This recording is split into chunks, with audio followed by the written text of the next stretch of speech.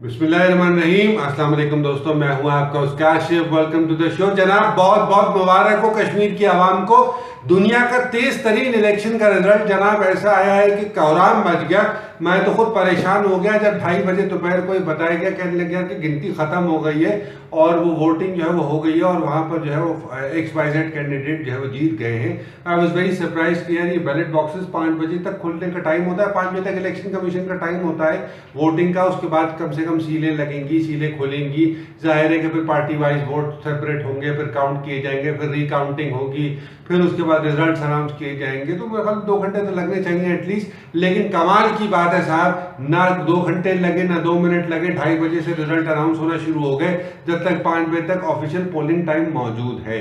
जी हाँ, ये इतना बड़ा एजाज कश्मीर को जाता है, आज़ाद कश्मीर को, कि हुकूमत और हमारी हुकूमत को ख़ास तौर पर बड़ा एजाज जाता है, नून लीग को बड़ा खुसूसी एजाज जाता है। हमारे प्राइम मिनिस्टर साहब, जिनके चुनिंदा प्राइम मिनिस्टर जो है मुश्ताक मिन्हास, अपेरेंटली जो खबर आई है, मुश्ताक मिन्हास साहब जो है he will be the next prime minister of AJK। He is a very senior journalist, लेकिन उनकी एफिलिएशन नून लीग से और उन्होंने बड़ी खिदमात उनकी हैं, वो नून लीग के साथ मौजूद हैं और मुतबक़े तौर पर वही जो है अगले AJK के नए प्राइम मिनिस्टर होंगे।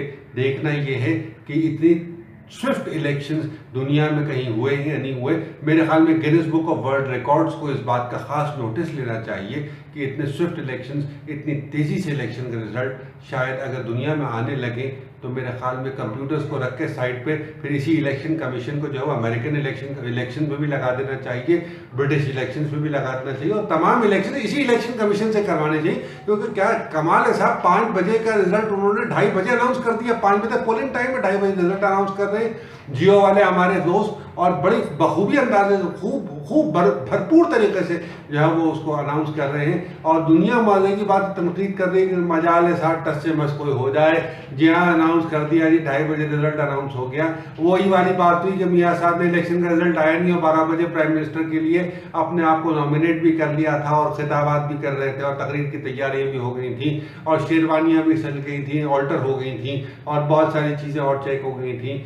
लिहाजा देखना यह है कि अब आगे एक्चुअली इस बात का क्या होता है कि यही इलेक्शन कमीशन की फ्रेंचाइज अब पाकिस्तान में दोबारा दी जाएगी या पाकिस्तान की फ्रेंचाइज वहाँ दी गई थी। बहरहाल नेवरदलेस इसको मेरे ख्याल में एक इंटरनेशनल मॉडल के तौर पे यूनाइटेड नेशंस को डिप्लॉय करना चाहिए और जितने इलेक्शन कमीशन के अफसरान हैं उन्हें ख़ास तौर पे तमगा इम्तियाज़ देना चाहिए। बल्कि यूँ कहिए कि मेरे ख्याल में शहादत के बाद जो तमगा दिया जाता है वो तमगा उन्हें ज़िंदगी में दे देना चाहिए, ताकि उनको भी एहसास हो कि वो जब मरेंगे तो उसके बाद ही वो तमगे की औकात वैलिड होगी। अपना और अपने अहल खाना का बहुत ख्याल रखिएगा और हो सके तो मुझे भी अपनी दुआ में याद रखिएगा।